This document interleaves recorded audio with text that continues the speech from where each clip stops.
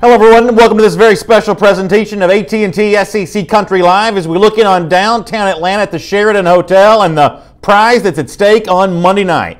Between the two teams that will compete in the College Football Playoff National Championship game, the Alabama Crimson Tide and the Georgia Bulldogs. Here in this special edition of our program today, we're going to hear from both the coaches, the Alabama coach Nick Saban, Georgia coach Kirby Smart, as they talk about Monday night's game in their joint press conference, one of the final events of the weekend, leading us into the game on Monday in downtown Atlanta. Of course, it's great to have you with us here today on this special presentation of AT&T SEC Country Live. We'll have time for your questions and comments coming up. But as a bit of a preview of what we're going to hear from Coach Saban, Coach Smart coming up in just a moment, one of the things I'm curious about seeing here unfold over the next few minutes in terms of the media questions that both Smart and Saban are going to receive. Who's going to receive more between the two? Will Saban be asked more? Will it be Georgia coach Kirby Smart? You know, traditionally we think about Alabama being the biggest behemoth in any game that it plays. The coverage that Alabama gets dwarfs that of most college football teams. But for Georgia, this is its first time in a college football playoff national championship game. First time in any national championship game, really, since the early 80s. So there's a bit of extra attention being paid to Georgia this week. Georgia's also sort of closely connected to downtown Atlanta. Athens only about 70 miles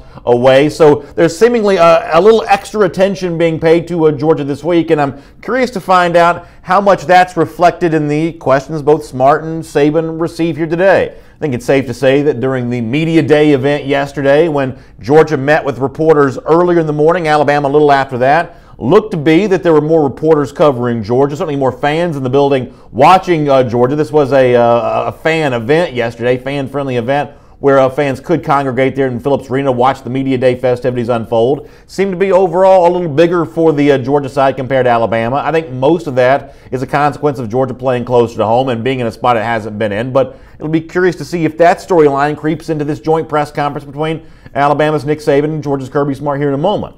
Something else worth paying attention to when these two coaches speak from the Sheraton Hotel in downtown Atlanta, which is the media headquarters for this week. How many of the total questions that both coaches receive are about each other?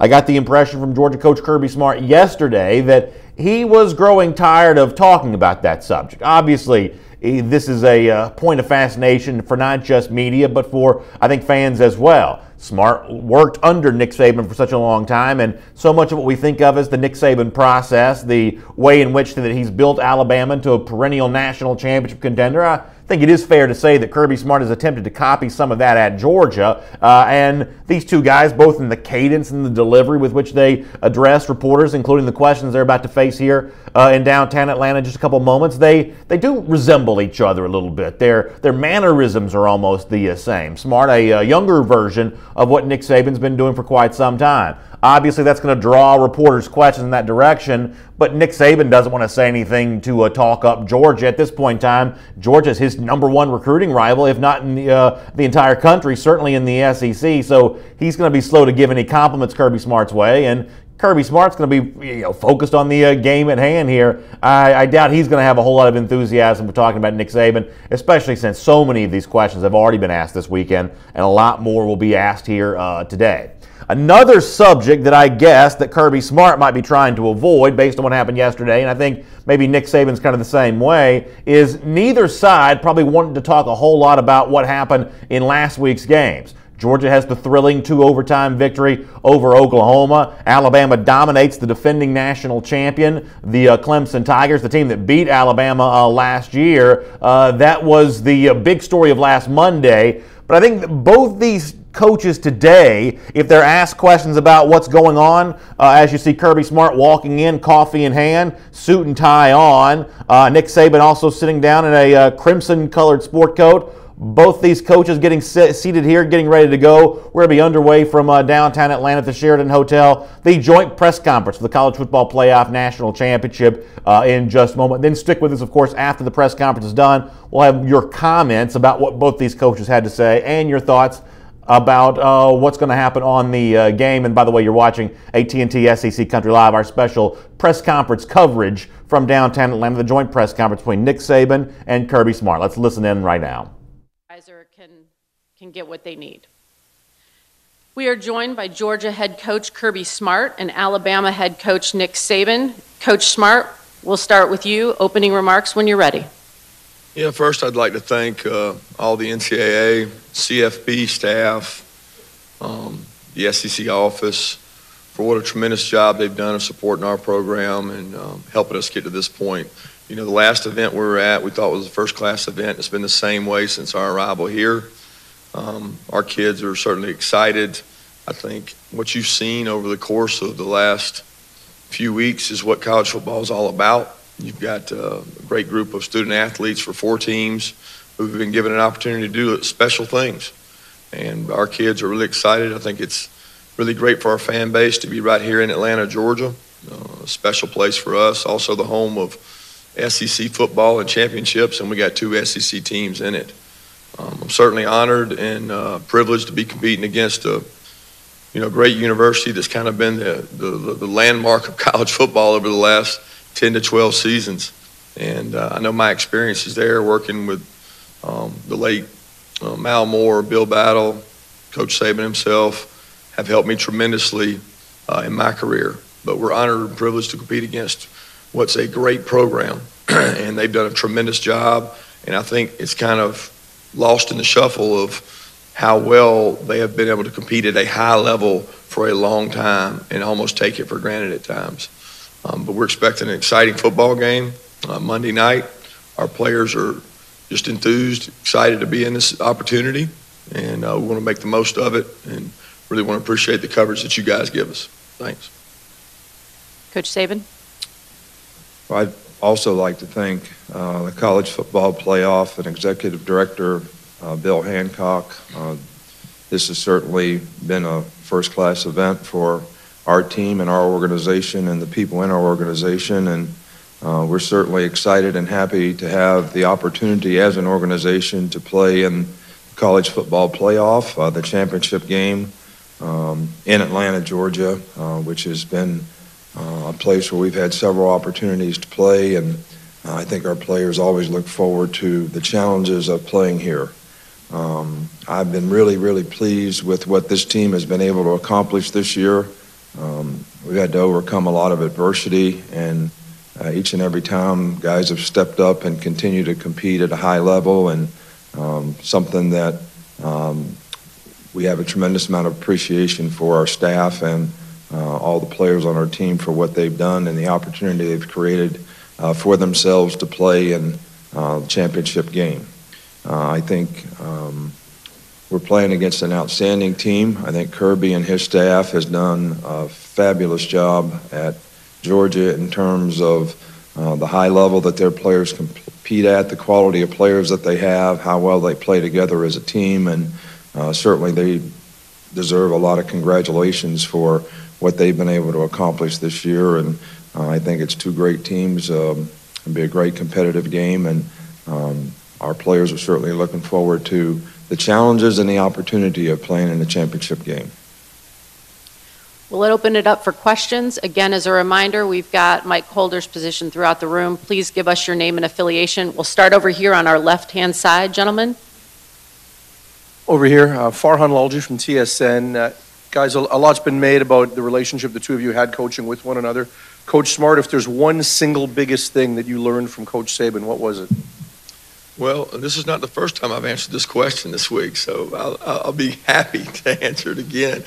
But probably the single greatest thing is just the level of commitment to the organization, holding everybody in the organization to a standard that he kind of embraced himself. You know, he never asked anybody in the organization to work any harder than he did.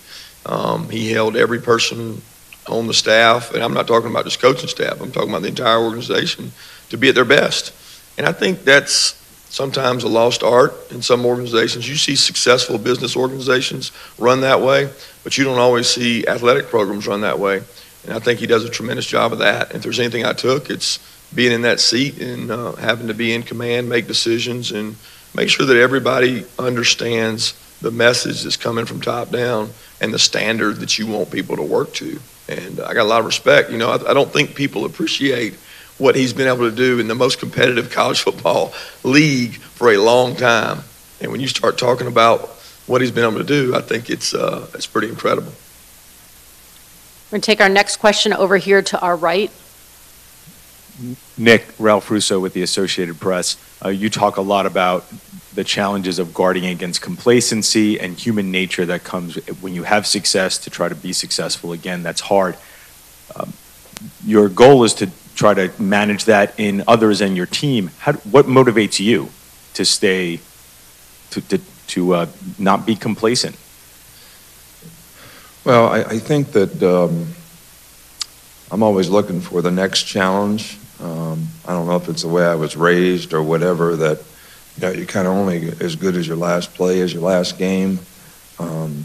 I think everyone's heard me talk a lot about the fact that success is not a continuum, it's momentary, and it's human nature to get satisfied and get a little complacent when you have success. But in a competitive business like we're in, where there's always a next challenge, there's always a next game, there's always a better team to play, if you have that mindset, you're not going to be able to play with any consistency, and if you can't play with consistency in performance, you're not going to really have a lot of success long term. So I hate to lose, and I've been around Kirby long enough, and he's been on my basketball team long enough that I know he hates to lose too, and I think that has something to do with it. So you're always ready for the next challenge, and you always understand that people are going to be a little bit satisfied, and you have to make sure that everyone is, ready for the next challenge. We'll go right down here in front in the middle section. Murray Poole, Bulldog Illustrated. For both coaches, Kirby, with your team flying back from Los Angeles, and Coach Saban, yours coming back, of course, from New Orleans, were you able to approximate practice during the week, kind of get it close to a normal week as you could? How satisfied were you the way they adapted to that situation? I think it was a challenge. I think everybody forgets that last year there was 9 days between these games, and I certainly think it's a fast turnaround. I think a big deal's been made about it, but we all know that both teams really had the same time. Our travel was different, but they played a much later game.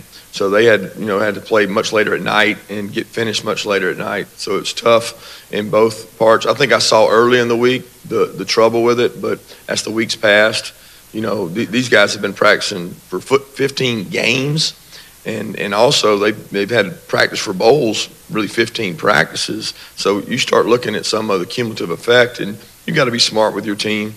You got to know what you're doing. In a perfect world, I'd like to have a little more time between the championship games, but that's the way it felt this year, and that's the way it is. So much time to prepare for one game, and then a really quick turnaround that creates a lot of pressure on these kids for the short turnaround.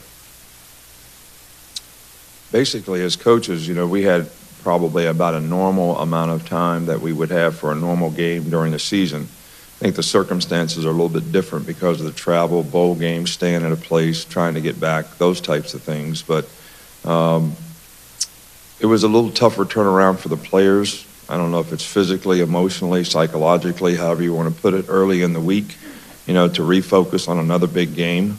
But I think as the week, went on, you saw them recover, and I think they're all excited about playing in the game. And the situation is the same for both teams, and I don't think it'll have any effect on the outcome based on the circumstances. It'll just be about the players who go out there and how they compete in the game.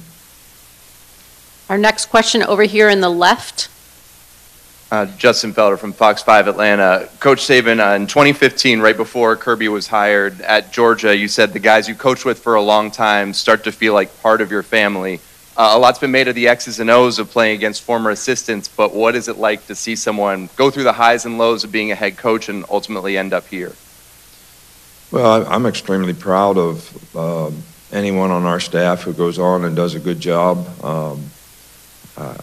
One thing that I've said is I always tell guys, and I told Kirby this when he left, be your own man, be yourself, do it the way you think it ought to be done. Don't try to be somebody else. And I think he's done a fantastic job of that. But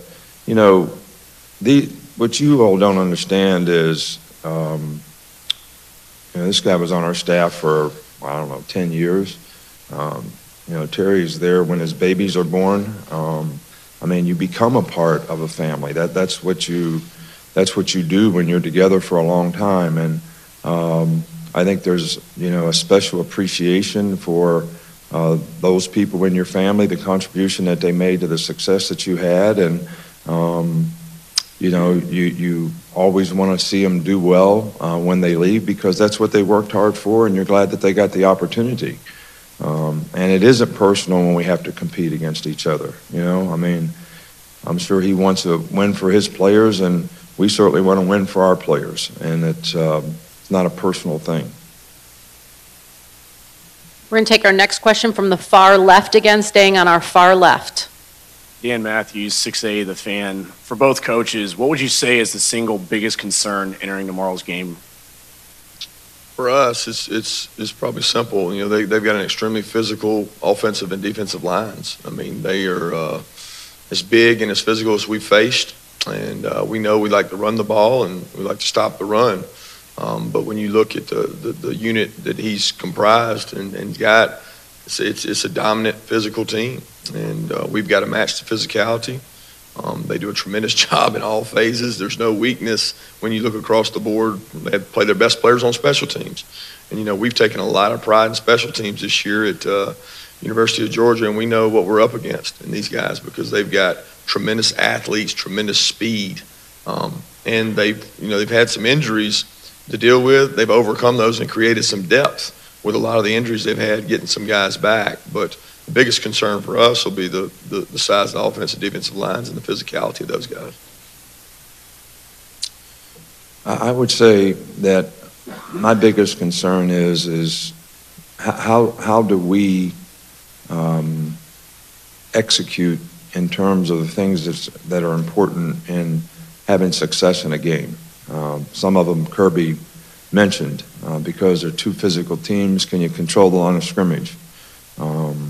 Are you going to make the kind of errors in the game that are going to be critical factors in the outcome of the game? And turnovers would be, a big part of that.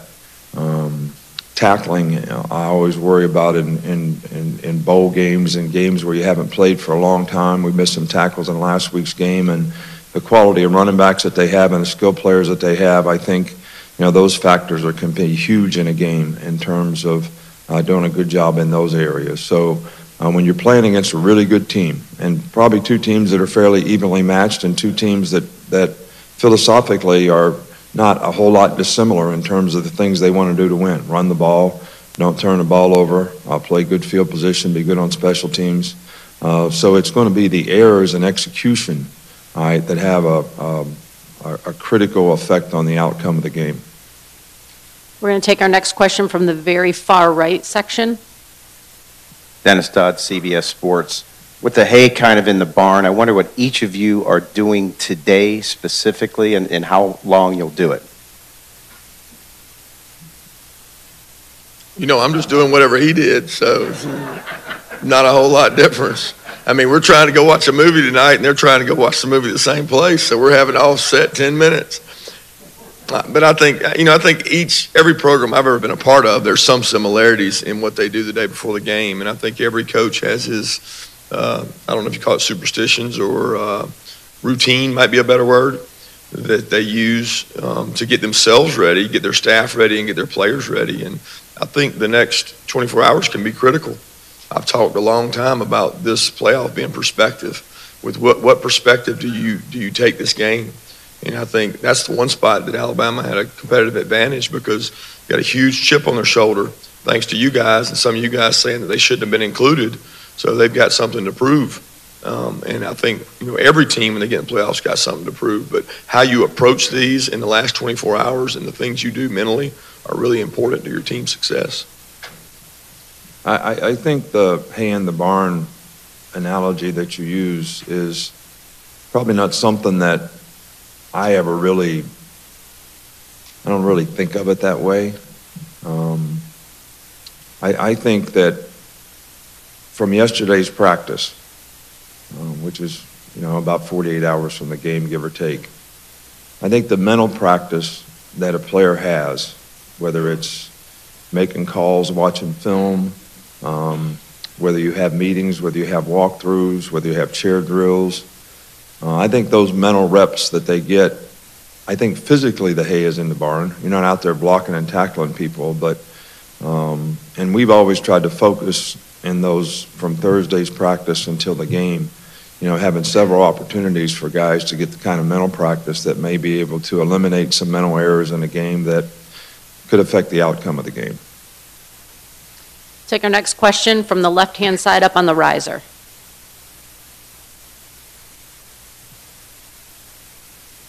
Okay, we're going to transition over here to the right-hand side, back in the front. Kirk Bowles from the Austin American Statesman. Kirby, first, though, which movie are you going to see? To be honest with you, I'm not sure the name of it. I'm excited about it, but I've been told it has a lot of purpose, and we got a special release. I think Alabama was able to watch it last week, but I think it's 12 strong. Yeah, it's a good movie. I don't know what we're watching, don't ask. Nick, as long as you were with Kirby, watching your game from afar, you seem to yell at Kirby a lot less on the sideline than maybe some assistants. I wonder, is he the assistant you've been most aligned with in terms of philosophy and game day adjustments as you've ever been with? And do you have to change all your signals before Monday's game? I don't know. I don't yell at my assistants very much at all, I don't think. But there are occasions where you get upset with whether it's a circumstance in the game or a situation in the game, or maybe you did something that's sort of out of the plan, and you get a little upset about it. I don't really ever recall getting really upset at Kirby. I'm sure that he can remember a few times that I got on him unjustifiably, and maybe a couple times where it was justified. I don't know, but look, it's always about trying to make somebody better and make them understand. And I think we play a very emotional game sometimes, so I never want to get angry, and I never want to be mad, and I never want to show disappointment in a player or a coach. So. But Kirby did as good a job as anybody ever did for us in terms of the time he was with us and whatever his role was, and especially when he was in a position of responsibility.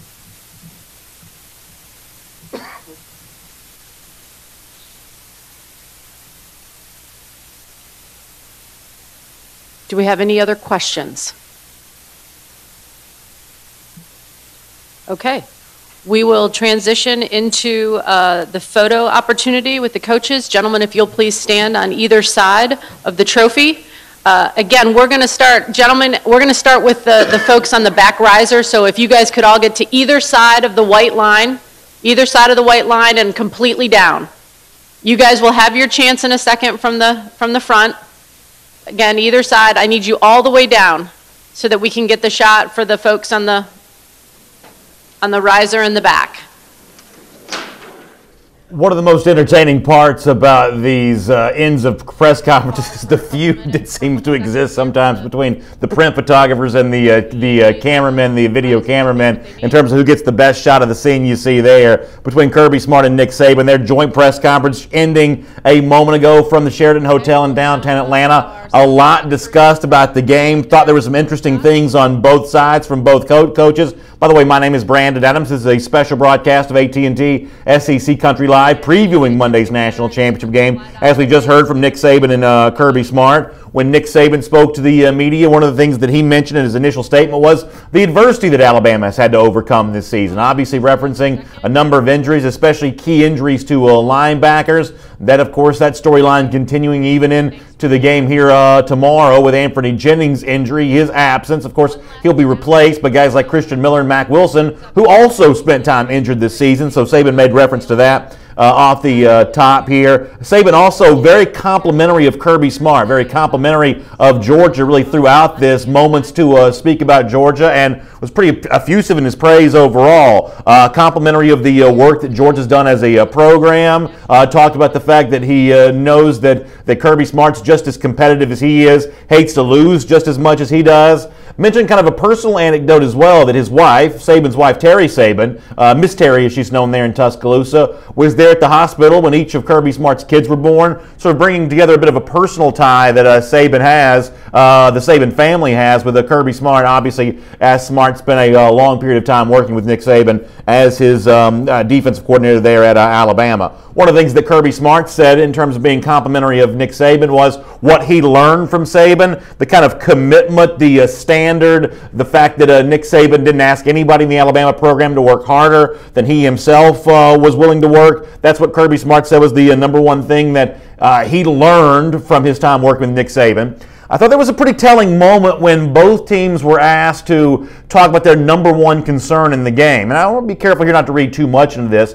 but I thought it was interesting that Kirby Smart's number one concern for the game on Monday involved Alabama. He talked about the Alabama lines of scrimmage, the physicality of the offensive and defensive line being his number one concern, obviously how his team Georgia combats that. Nick Saban, when asked the same question, his number one concern, did not say anything about Georgia, instead spoke inwardly about Alabama, talking about the concern about errors by his own team, whether it be turnovers or missed tackles or an overall lack of execution. That's what he mentioned as his number one concern. Maybe this is a product of Alabama being a slight favorite in the game, Georgia being a slight underdog, the dogs looking towards Alabama maybe for a bigger concern, Alabama obviously looking inward for its own concern there as well.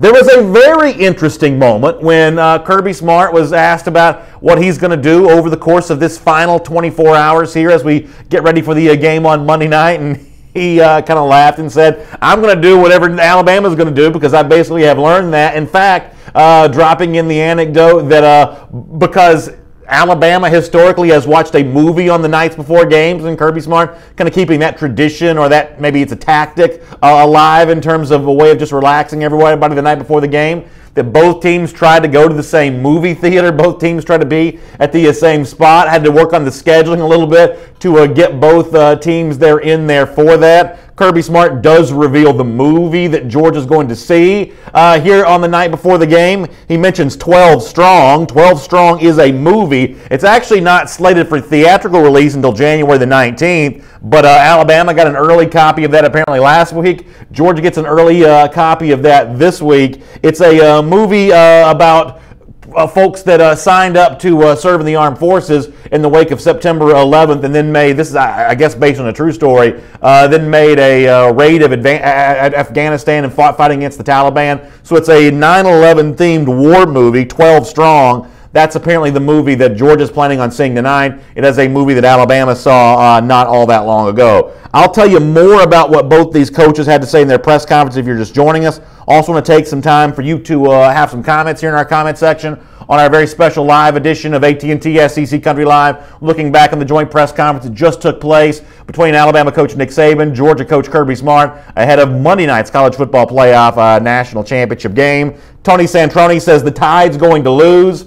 You've been hearing some of that growing confidence among Georgia fans here. While Alabama is the point spread favorite, Georgia, based on the fact that it just won in double overtime against Oklahoma in the Rose Bowl last week and has really won some recruiting battles head-to-head against Alabama the last couple of years, all of a sudden Georgia fans may be a little more confident against the game against the Crimson Tide they may have been in years past. That's certainly a possibility here as these two teams get ready to collide coming up.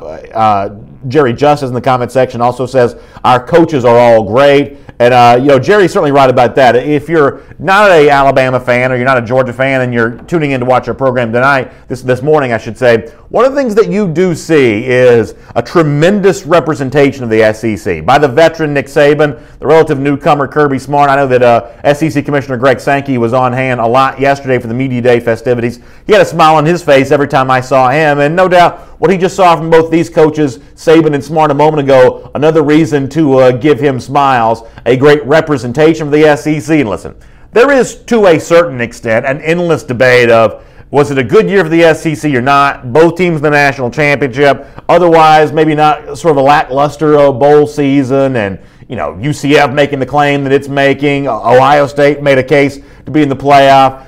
There's almost no resolution to that debate. People outside SEC country are going to say what they say. But pretty clearly, the SEC well represented by both Saban and Smart a moment ago. And I think a reason for those that truly care about the SEC to show a lot of pride when it comes to that. Christine Morgan says, this is going to be a great game. Love the Kirby versus Nick Saban matchup. Roll Tide. Christine, I would agree with that. And one of the things that I also think is going to be fascinating about the way that these two teams match up with each other. We know that if given their, as we say in the South, given their druthers, both these teams would essentially choose to do the same thing. Both would like to run the football. Both would like to play good defense. Both would like to lean on lines of scrimmages to get this done. Because they are both so similar in that regard, Saban, the teacher, Smart, the student, Smart has learned a lot from Saban. Because of that backdrop, you almost wonder if this game is going to be decided by one of these two coaches making a decision to veer in a different direction. One of these two coaches making a decision to bring something into the game plan that we might not necessarily expect. In fact, we've seen that from Nick Saban in the last national championship the Tide won after the 2015 season. Think back to that victory over Clemson that year. Who played a big role in that game? Well, it was the five-star tight end, at least the former five-star tight end, O.J. Howard, who had not really been a big part of the Alabama offense during the season, but Howard, the tight end, came up with some big catches and compiled some big yards for Alabama in the win against Clemson at the end of the 2015 season. Howard was also used a lot last season. The game ultimately won by Clemson, but that's an example of an extra wrinkle that Saban probably put in for the national championship game that had not been a big part of the regular season storyline for Alabama. Does Nick Saban Alabama have something like that in store for Monday's game? You know, we've certainly seen Calvin Ridley be the go-to guy when Jalen Hurts has chosen to throw the football. Is this a game where one of the freshman wide receivers like Jerry Jeudy or Devontae Smith or Henry Ruggs, does their number get called more so than it has in other times this season? Conversely, I think the same thing can be true for Kirby Smart. Smart has leaned a lot on the Georgia running game this season, and how could you not when you think about the success of Nick Chubb and Sony Michel, the two seniors, DeAndre Swift, the capable freshman backup. But we also saw from Georgia in the SEC Championship a lot of extra wrinkles in that game as well to get the win in the rematch against Auburn. We saw more throws to running backs into the backfield. We saw the tight end Isaac Nada catch a touchdown. We saw 3 different wide receivers touch the ball that day. That was a more diverse game plan. Is there something like that in store from Smart's end for Saban? That is certainly one of the things that we will talk about and look forward to seeing as we get ready for the national championship game on Monday. Something else that Kirby Smart said during his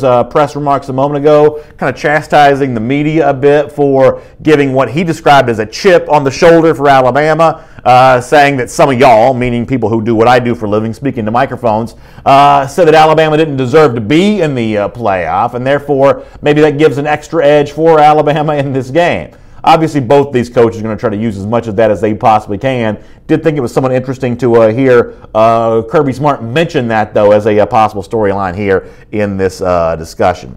Sheila Kennedy Jackson asked an interesting question.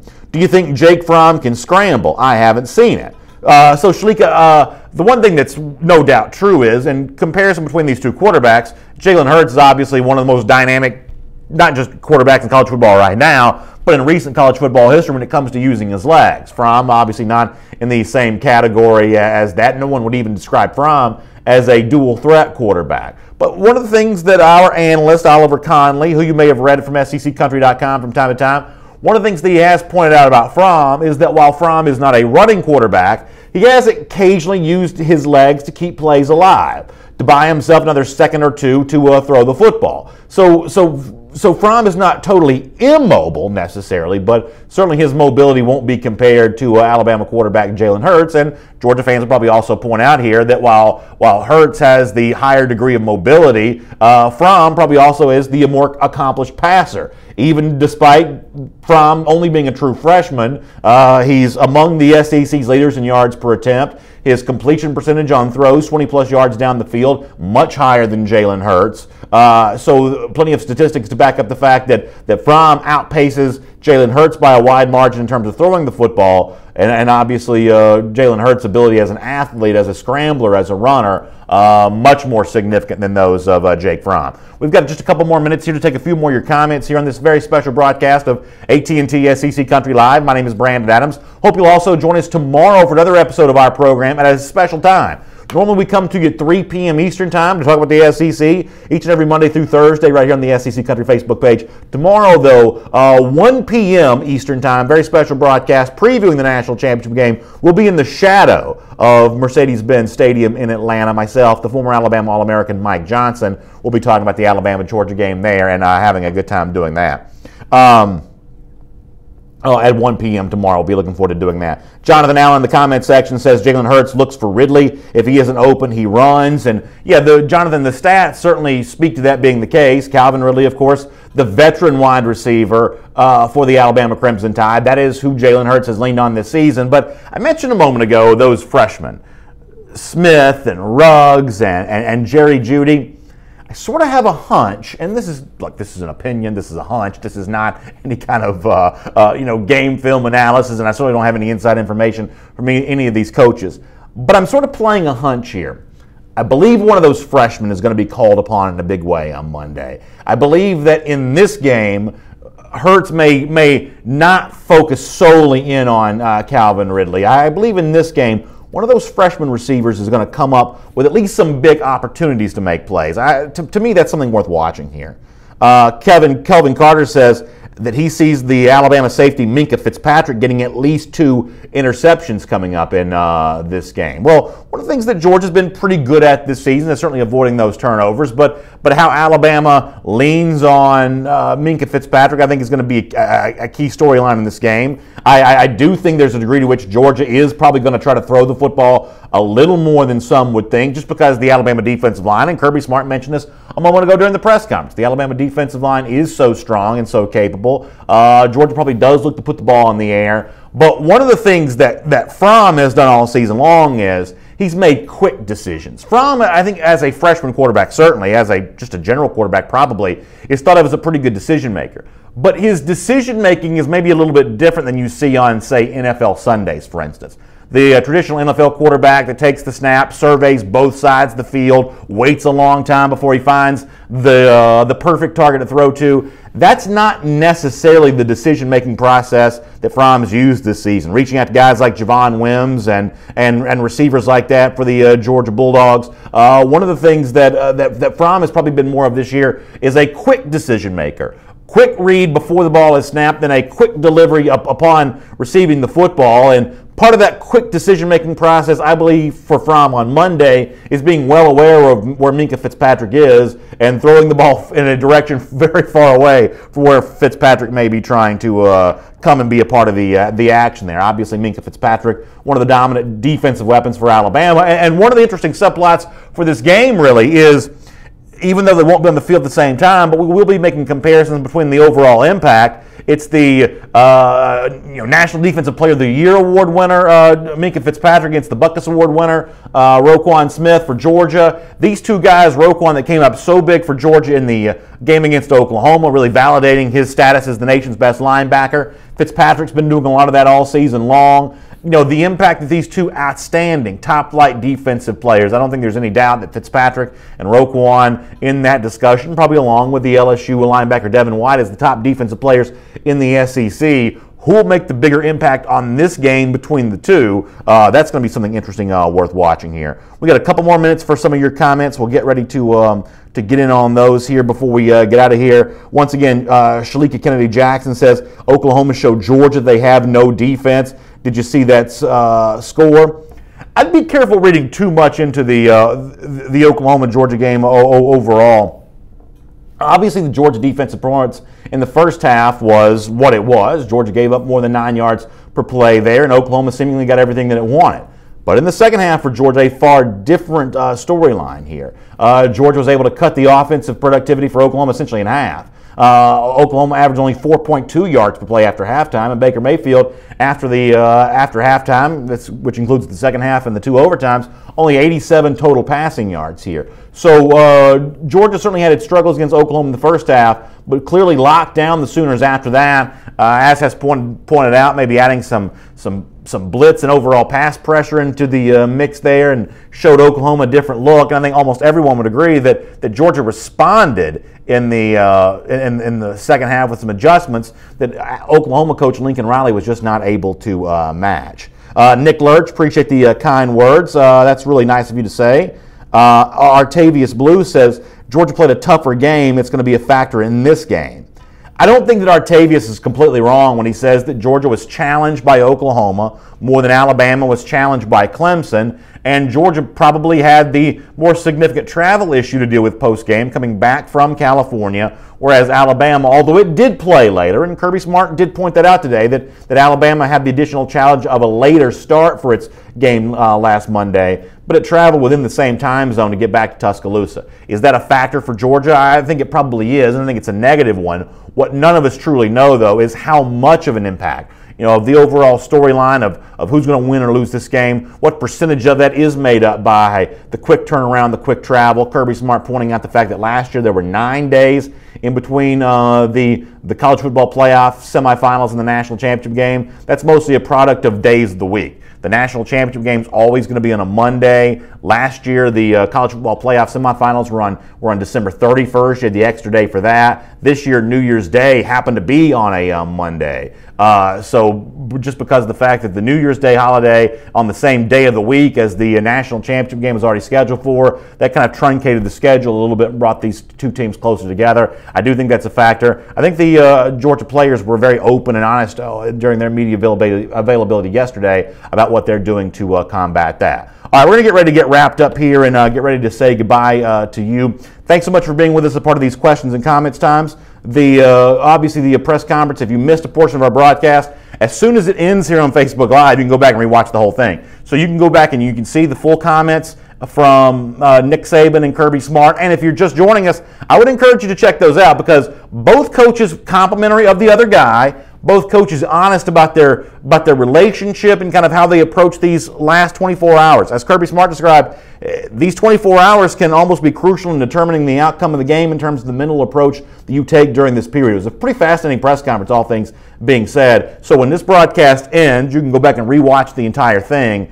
and see Kirby Smart and Nick Saban. We'll see you tomorrow at 1 p.m. for a very special broadcast of AT&T SEC Country Live. And, of course, if you're a Georgia fan, I'll see you tomorrow at 10 a.m. for Dog Nation Daily Live on the Dog Nation Facebook page. Enjoy the weekend, Alabama fans, Georgia fans. Let's get ready for what could be a clash for the ages on Monday night. Thanks for being with us on AT&T SEC Country Live.